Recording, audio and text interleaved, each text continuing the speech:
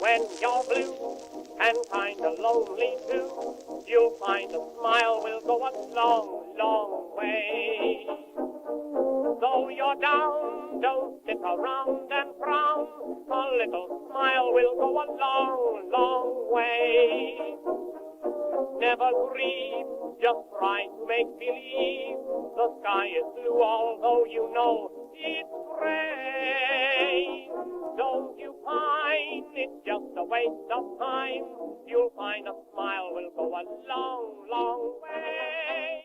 Welcome into another edition of Ron and Jen's Great Escape, our podcast effort to kind of look more at the lighter side of things, if you will. We'll get into that. And we got things. We got a lot of lighter side things. We got Hazel. We got Hazel with us, right smack dab in the middle Hi, here. honey.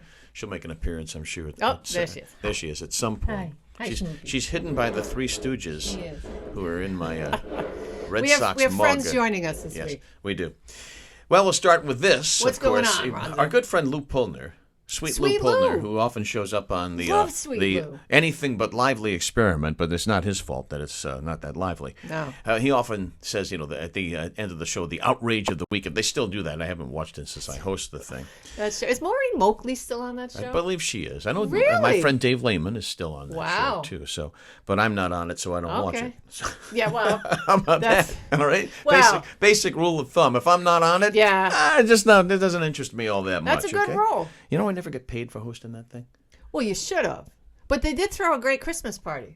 They did? Yeah, we used to go, and I'd bring Tupperware. Do you remember? I never went to a Christmas party there. Didn't we? Yes, PBS, right? Was at the time? Long ago? Well, yeah. You weren't invited? I was there. I guess you might have been, and maybe that's, Oops.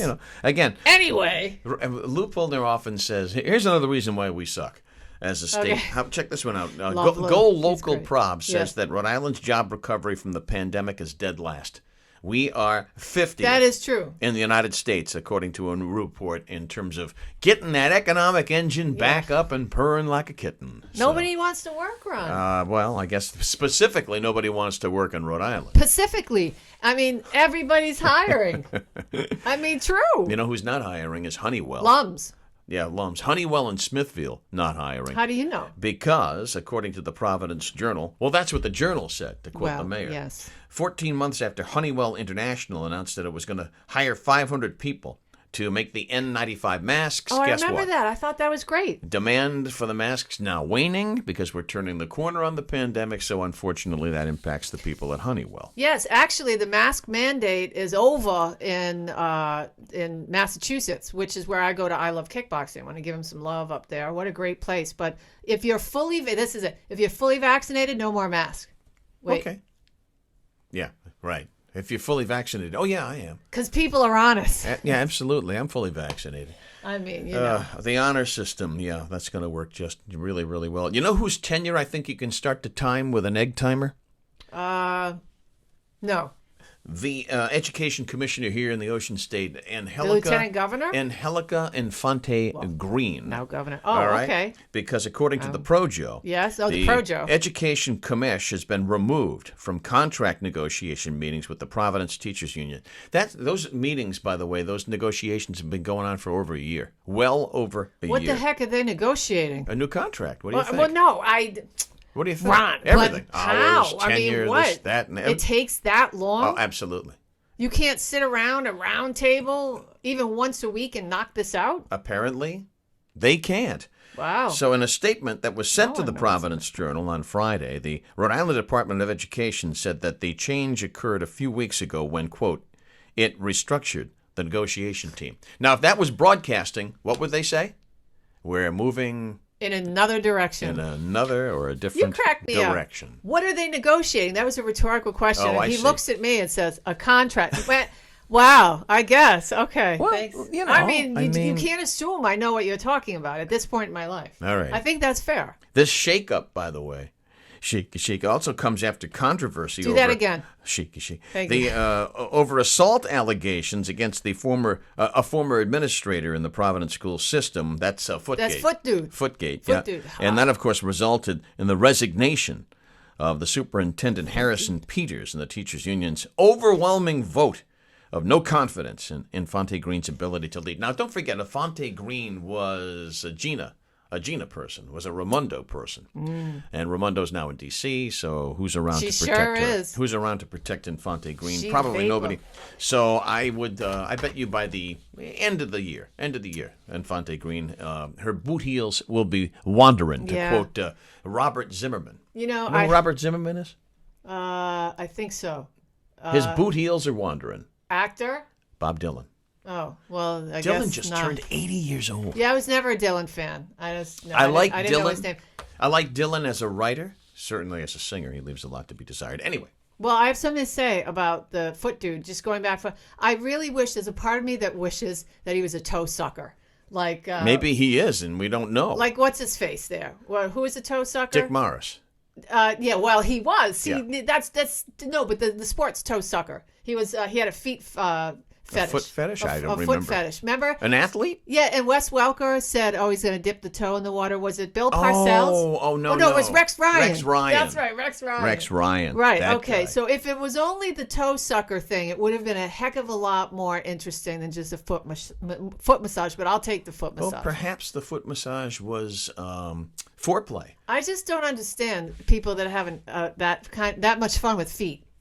Fun with Feet, by the way, which is another podcast. It's not a segment, but we could do. I'm sure there's a podcast out there, Fun with Feet. I guess so. You know, there's a podcast out there about two bald guys. You know, the two bald two bald guys, two fat guys, two old guys. Remember that old joke? You two bald guys in the front row. You put your heads together, you make an ass out of yourself. Old joke. That's one joke I get that he gets. All right. Yeah. Now, here's a question for you. Yes, sir. This would be great. This would run the wheel, as we like to say in the trade. You know, no, the phones would melt, Ron. Yes. Oh, yes. Christmas trees. Yeah. They're all lit up, Ron. Oh, wow. Please don't tell me someone's got a display. What? It's not even, where are we? No. First week of June. No, I'm talking about a poll question that would run the wheel, meaning, all yes or all no. Yeah. Do we really need an oil painting of Mattiello? We don't need any oil paintings. Why are we wasting tax dollars on oil paintings? $22,000. We need an oil painting of each, or a small one. We don't need a massive picture of each governor. We just need a picture. Why? Just take a snapshot these days. Yeah, I mean, why Look even? at the resolution on your phone. You could do it on the cheap. Why are they spending all this way? Because it's tradition? $22,000 for this guy's portrait. Mattiello, can I say something? Sure, you can say whatever you want. That's not nice. Mattiello sucks, Ron. He cost us the paw socks. Yeah, Mattiello is... I mean, why? Whose idea was this? Mattiello's? Oh, the contract for the portrait was signed by Mattiello's political ally. Yes, that's right. Frank Montanaro, another guy sucking on the tit of the state forever. Well, that's a way to put it. Amen. Yeah. Sucking on the tit. Okay. T-E-A-T. It's a tit. The cow. Listen, I'm an adult. Yeah. Do you know I had a general manager who actually told me to stop saying that once on the air? I'm not surprised. Is this the one that was Dirty Dancing in the corner? No. We're not going to identify who With it was. With a lampshade? But they didn't get the difference between the reference, a farm animal. Please. Yeah, I know. Anyway, just let it go. Right? We move on to something move else. On. How about this one? And then we'll wrap this up. We'll move on to Jen's news after this. Amazon agrees to buy MGM for the whopping price of $8.5 billion with a B. $8.5 billion. Scratching head. Now, Woo! I thought to myself, okay, the first thought I had was, wow, now a lot of the movies that come out of MGM, they're going to have a political slant, or they're going to they're moving this way. A movie company should just stay right down the middle and make movies. But with this purchase, I worried about the kind of movies and indoctrination that will be coming out of, the old MGM. Are they still going to call it MGM, or is it? I think they're but probably. What's the reason for doing this? I mean, money. Why? What else? Well, I know, but there's got to. That's it. Primarily, and you'll see. He doesn't need the money. Primarily, you'll see the tie-in. It is to generate more original content for Prime Video, which of course is Amazon, and also to stockpile and augment its library of films that they can offer. I didn't know this, but MGM, I'm sure they're going to keep MGM on, to answer your original question, because the brand's there. MGM, it's a classic ancient. brand. Yeah. Amazon, does that scream great motion pictures to you, or does MGM scream great motion pictures the tiger, to you? Right, exactly. So MGM, apparently, I didn't know this, MGM's a shell of its former glory. They're in the hole for I guess, millions of dollars and $2 billion supposedly in long-term debt. Wow. So that's unfortunate. In the library, though, think about this for MGM. Wizard of Oz, Gone with the Wind. They'll own all of the James Bond franchise. Mm-hmm. So it's all about money, Jen. Come on. They're getting into the movie business. So Amazon agrees to roll out make it 8.5. Yes. What's $500 million between friends? Well, $8.45 billion. But Wow. now they have license. I mean, so are the films themselves owned by? So the films have to be kept intact and are now just owned by Amazon, or can they edit out or sanitize whatever they want? If they own them, they can do whatever they want with them. Right. I would imagine. See, and that's why I would imagine. When I first heard this, I thought, oh my God, this is just people are just wait 6-7 months when he starts sanitizing or somebody there. So old movies Jeff Bezos, for ridiculous things. Jeff Bezos' attempt to take over the entire world, along with Elon Musk, continues. So that's the latest I have on that. We can swing into your particular brand of news now, if you would like. My particular brand of news. Which has its own theme. It does. My stuff doesn't have its own theme. No. Well, because you're not me.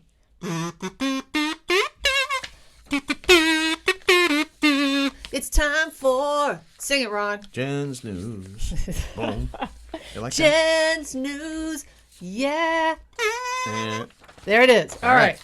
So, Ron, I think that everybody probably knows this story by now, but I just felt that we should discuss it just for 1 second, because I saw the video and I understand why people are kind of uncomfortable, but the way that they're making it sound, and I'm not defending anybody, I'm just saying, you and I saw the Biden video, big news over the last few days. Yeah, he was addressing a military situation or something like that. Yeah, President Joe Biden raised eyebrows and, to some people, a few alarms when last Friday he lavishly complimented a little girl on her appearance during remarks at a Virginia military base. This is what he said. He said, "I love those barrettes in your hair, man." He did say that, He said, man. man. He does that a lot, man. I know. I tell you what, look at her. She looks like she's 19 years old, sitting there like a little lady with her legs crossed, okay? So I just wanted to mention this because a lot of people are going cuckoo over this and saying how creepy he is. And I heard the video. We both, we heard the audio. We watched the video. And we both said to each other, okay, it's not as bad as people are making it. But I will say this. He reminds me of that uncle way back in the 70s, early 70s, that would come over your house for some festive event, and they were always drinking heavily, and they kissed you on the lips, and it was just, you wanted to avoid. It is that uncle in vacation or that aunt in vacation. You just want to, Christmas vacation, you want to avoid it, and it's just gross and slimy. It makes you feel yucky. But I don't think can we go as far as people saying perv, sick, demented? Well, I don't think that's fair. No, but I'm not defending. I'm just trying to be objective. If you weave it in, like his hair plugs, if you weave it in to his history, yes, it's creepy, and it's a kid. She's a little girl. I don't know how old. Does it say? She looks 19, man. Well, she thinks she looks. He thinks she looks 19, and I like those berets, man. Barrettes. I like those barrettes, man. Well, it is pronounced beret too. Let's face it. Yeah. Because it's en français. But she ain't 19. Let's put it that way. I doubt she's 18. So that means she's likely not an adult. The girl in question, who appeared to be elementary school age, was joined by her parents and two older brothers. See, that's it. Behind us is the extensive Chez St.Pierre office library. Yes. Okay, behind us. And I know I have loaned you this book over the years. My good friend Karen Kay, Karen. A member of the Rhode Island Radio and Television Hall of Fame. Love her. A co-member, by the way. Is it 440? It's not 440 just yet, but that's for you, Karen. Yes, thank you. But she gave me that for Christmas once. The book is called Creepiosity. Oh. And you have looked at this. On the cover of that book, and boy, is it fitting, is one of those hairless cats that give you the creeps. Yeah. All right? So Joe Biden needs his own chapter in Creepiosity. Okay? Because when you factor that in with his past behavior around women It's creepy. I mean, this most that's true, recent then. episode I is guess. creepy. Yeah, is he a just pervert? No. weird. Is he the creepy old uncle who lays his Yes. lips on you on a holiday? Yes. Yeah, He's yeah. always touching. You can't do it. Don't do that. Don't do that, man. I just touched you. Yeah, Don't do that, man. All right. It's just the whole thing. That's a head scratcher too. How about this one? People who shoplift at CVS shouldn't be prosecuted. Shoplift? Now, shoplift. Now, this is what why CVS? I decided to do this because we had a local angle with this story. Mm-hmm. This from Sex and the City actress Cynthia Nixon. Okay, Cynthia Nixon. I Did she know. run for mayor of New She York? did. Yeah. Right. Actress and politician Cynthia Nixon made waves when she tweeted she would rather have people steal from CVS stores than see them be prosecuted. She said, the CVS on my corner, right? She says, I know, Ron, this is great. The CVS on her corner started locking up basic items like clothing detergent.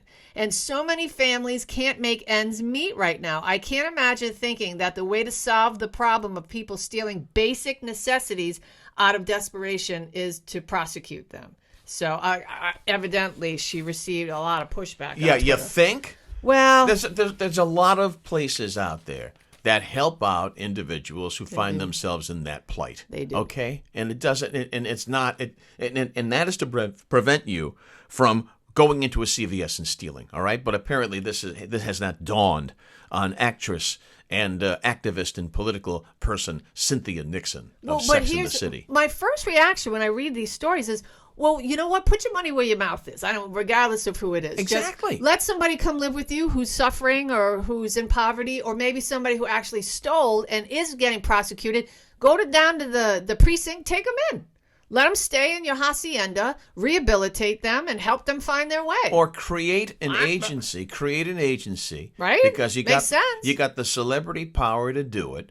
Create an agency that helps these people out and provides for those provisions. Well, and I mean, to condone stealing? What an idiot! well, I mean, and isn't it always the way though that a lot of people who say these things from Hollywood or wherever, they always have their guards standing at the front door or their wall, or they have armed security surrounding them. Of course. I mean, it's just kind of... So, Cynthia, I think it's great if you feel this way, and it's awfully kind, take them on in. Take a whole bunch of people in and set them on the right path. You know who was really Lead happy? by example. You know who was happy with that story locally, though? Yes, who's that? CVS. Lawmaker Dominic Ruggiero.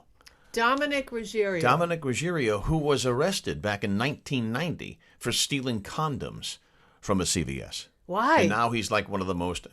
Why didn't he just buy a pack of condoms? Got to ask him that. Was he hard on his luck, Ron? That is a rather personal question that you would have to ask Mr. Ruggiero Terrible. himself. But here he is, one of the most powerful lawmakers in the Ocean State. He's probably very happy to hear that you can steal from CVS because he got arrested for trying to steal. That's crazy. Trying to steal And condoms. lastly, the big Pentagon report about UFOs. Oh, yes. That's coming out. When is that supposed to be coming out? I know 60 Minutes did that big story. I believe June 4th. Excellent. Yeah, so just a few more days. We're going to see, a day or so, we're going to see, because it will probably leak early. We'll probably get some information as to whether or not there are those things among us that really are unidentified and perhaps of extraterrestrial. You know who might have all that information before it actually breaks? Art Bell. George Norrie and Art Bell. Not Art Bell, God rest, but George Norrie. It could have been buried with him. That's true. Just think about it. It might so be that there. wraps up another fine edition of Jen's News. All right, let's move on to the history of unusual things, Yeah. which we're also going to glom into Remember When. Yeah, so I thought with summer approaching and everybody doing yard work and so on, let's talk about the history of the lawnmower. Did you know that the history of the lawnmower, that the lawnmower was invented by a British dude, Edwin Beard Budding? Didn't know that. Yeah, in 1830. Really? Okay. Yep, just outside of a little town. Well, I'm just going to say a little town in England. His mower was designed primarily to cut the grass on sports grounds and extensive gardens, and it ended up being a superior alternative to people just getting out there and kind of using, whether it was scissors or they used to stomp on it. So he came Or up, goats. Yeah, right. Right? Yep, livestock. He decided to just go out there and get this done. So he had a patent on it. British patent on August 31st, in 1830, an early cylinder mower showing, we're going to show a picture, showing a fixed cutting blade in front of the rear roller. This thing was 19 inches wide with a frame of wrought iron. The mower was pushed from behind, just like now, and cast iron gear wheels transmitted power from the rear roller to the cutting cylinder. Blah, blah, blah. All you need to know is that his machine was the catalyst for the modern style sporting things that we have now. Playing fields, by the way, the rules and regulations that they have, whether it's football, whether it's baseball, was all based on the lawnmower, what they could cut, how they could treat. And so, yeah, his invention ended up tying into all the rules and regulations. It's very influential. Yes, that outdoor sports now have, because you have to play on grass and cut the grass. So 1830, British dude is the inventor of the thing that you are using in your yard right now. I had no idea that Isn't that kind of neat? that the lawnmower, the invention of the lawnmower, had that much influence on how the rules and regulations of sports. When you sent me that story and you asked me to print it, you actually sent me an ad, a newspaper advertisement of push lawnmowers available at Western Auto Supply. Western Auto. Do you remember Western Auto? I do. There used to be one down the street from my Nana's in North Smithfield, right on the corner, right by Williams 5 and 10. Okay. Do you remember that area? No, I don't. No? I don't. I didn't grow up there. I grew up in the Bucket. Oh, yeah. Western Auto Supply. Western Auto, specialty retail chain. They had 1,200 stores across the United States at one point. They were brought out in 1985. They no longer exist. But here's another one, too, that I thought of. And I don't know, I think there was one of these in Park Square in Woonsocket. I know there was one in Rhode Island on Exchange Street in Pawtucket. Jack and Harry's. Remember Jack and Harry's? No, that one I don't remember, Jack and Harry's. I think there was a Jack and Harry's in Park Square in Woonsocket. We're going to have to check that out. But they weren't huge. They had about 20 stores in Rhode Island and Massachusetts. Think Benny's. Yeah. And that's what Jack... I loved Benny's. Yeah, I love the smell of Benny's. Yeah, Benny's had a stink. It just had a smell. Benny's had that smell of stuff, but also combined with the fact that they sold tires in the back room. So a little bit of that rubber smell came into the entire equation, but there was something really cool about walking into a Benny's around Christmas time. And when you walked through the door, that waft, that smell, you were like, oh, it's Benny's and it's Christmas. It puts you in the spirit. Check this out. So I was helping out a family a couple weeks ago, and they said, you want to vacuum our dad's living room? I said, yeah, sure. So I went and it's upstairs. So I go get this vacuum. It's from Benny's with the tag, the price tag. It's still on there? Still on it. They That's had it cool. because these people, they're old school. It's still attached, and I'm using this vacuum, and I thought, this is so, so crazy. But anyway, I digress. So there it is, Ron, unusual history. And by the way, while you guys or gals are mowing over the next few months. She said gals. I did. Me. Just remember that back in the day, they used to mow with full suits on and top hats. That's how they started. I was going to say, is that Ron's stomach? And that's Hazel, Hazel, very upset. That was Ron's stomach. That's Hazel, very upset about the lawnmower. Yeah. Here's one thing to make sure. Her breath is so bad. And that leads us right into this. What? Make sure before you cut the lawn or you have somebody else cut your lawn, you do a poo patrol. Yeah, some guy that I know does that in the neighborhood, but he does not do poop patrol.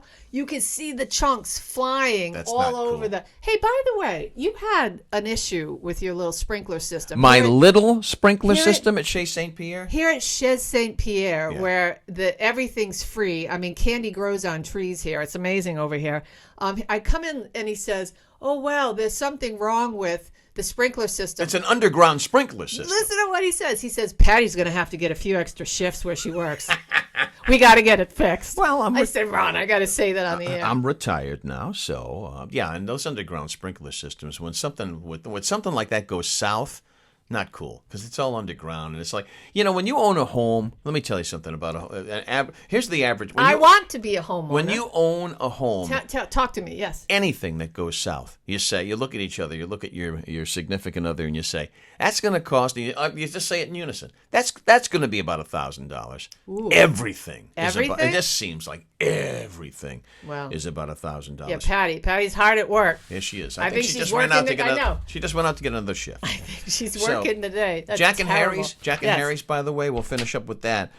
They were in operation from the mid-20s right through the mid-1970s. And I can remember going to both Western remember Auto. that, yeah. I can remember going to both Western Auto I remember and that. to Jack and Harry's on Exchange Street with my dad and picking up odds and ends. Oh, that's kinda neat. Because my dad was very, very handy with certain stuff. Well, he sure was. And you actually have his working base, I do. sort of His bench. his workbench.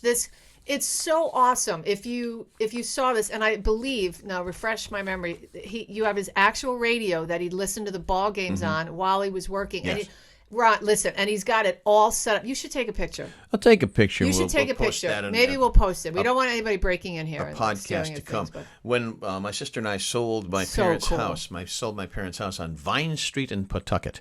My dad had this workbench downstairs, and when we were getting close to closing on the home, I looked at it and I said, "I'm not leaving this behind." I took it apart piece by piece, and I labeled it in terms of reassembling. And I reassembled it downstairs in the basement of Chez Super St.Pierre. cool. Not that I'm as handy, because I'm not. I'm terrible with that kind of Ron, stuff. you're not handy at all. That's not true. That's not true. What do you do? I've never seen you build anything. I can't fix the underground sprinkler system. All right. Take a look at what you're working on. You don't think I built this? Well, This little office okay, and this little all right. setup?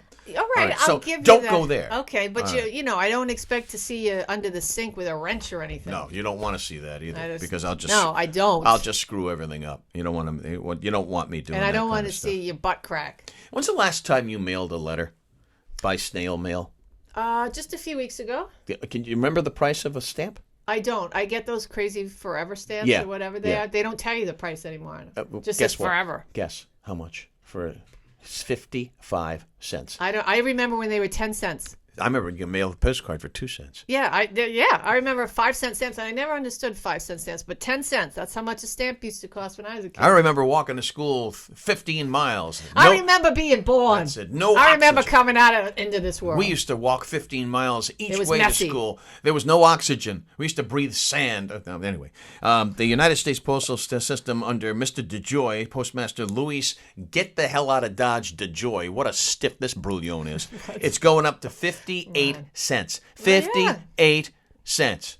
All right? And that appointment, DeJoy, hit the bricks. Get that brouillon out of there if you ever want to fix the postal system. Anything government run is a nightmare. Can I just say, do you know of one organization that's run well, that's efficient, that has top quality people working there, that has good, honest, decent Americans? Can we name one organization? No. Right. But let me point out that the post office sir. is not 100% run by the U.S. government. It's like a half-half. It's kind of like a hybrid kind of a situation with the post office. Maybe that's what the big problem is. Yeah, I don't. Well, listen, I used to work at the post office as a casual character. I used to see. Well, I don't want to. Yeah, yeah. Right before I joined the Army, I tried my hand at delivering mail. It was terrible. They gave you the worst routes. I had all the stairs, all the animals. I couldn't find the. You wouldn't believe where mailboxes are. You think that they're all in front of the house, and you pull the little lever, you put the mail in. Some houses are a trip. You cannot. They've got secret slots for their mail, and no, it was You should charge them more then. a very hard job. And when you're new, you get crapped on. Right. Bad. So you basically said, neither sleet nor snow. Nah, screw that. I said, J.C. Penney Kellogg's my butt. I'm going to Alabama and going to boot camp. I'm going to be a cop. Imagine when right after following the Grateful Dead. Yeah. Can you imagine being one? Oh, you know who's a mail carrier? The regular guy, Mike. Oh, that's right. The He's a mail regular carrier. guy. I Yeah, love he's the a mail regular carrier. guy. Now we're posting We should questions. have him on. We're posting questions up on the Facebook page. Oh, too, we right? are. That's right. Yeah. So if you go to our Facebook page, Ron and Jen's Great Escape, you really need to check out that page because we ask questions, just random stuff from time to time. And we have a few questions up there right now. One word. We want one word to describe the 80s. So that's up there. Also, we have, if we broke into your home right now and looked on top of your fridge, what do you got? What's Dust. up there? Dust. Well, besides dust, anything? Do you keep things on your fridge? Can't, because if you go downstairs and you take a peek at Chez St.Pierre, Yes. When we had the kitchen remodeled, the refrigerator is like posted right to the cabinetry. So that you can't put anything up there. You might be able to put a soon-to-be 58-cent stamp up there. You might find me. But that's about it. I'm not leaving. I'm never leaving. Dust. You'd find a ceramic duck But in, anyway, in a plant on top of mine. Back to the fact that we will be posting questions. So take a check look at our the Facebook page. It's Ron and Jen's Great Escape. Want to bite into some food news real quickly? I was going to say, please don't. After how many episodes ago we had to eat seaweed chips? Ugh, I'm still dying from that. We have no eat this for this particular episode. That shall return very, very soon when we find some cool stuff to test cold, by the way, like we did with the seaweed chips. Pop-Tarts just launched a new mystery flavor. Ooh. So if you can correctly guess what it is, you could be rewarded. All you have to do is scan their code on the Mr. E Pop-Tarts box to enter, and then you make your guess. So prizes range from hats, which goes right up your alley, to hoodies up your alley. Gaming consoles right up your alley. Right up. This is me. All right, so check it out. Pop-Tarts. Just Google Pop-Tarts new mystery flavor contest, and you'll see. You know, I'd like, wouldn't it be great if they shook it up? It's like shrimp Pop-Tarts. You know, so wouldn't gross. That be cool? I'm going to guess that these are scallop liver and onions. Yeah, liver and onions. You know what? Pop-Tarts. How about we do that for Eat This next show?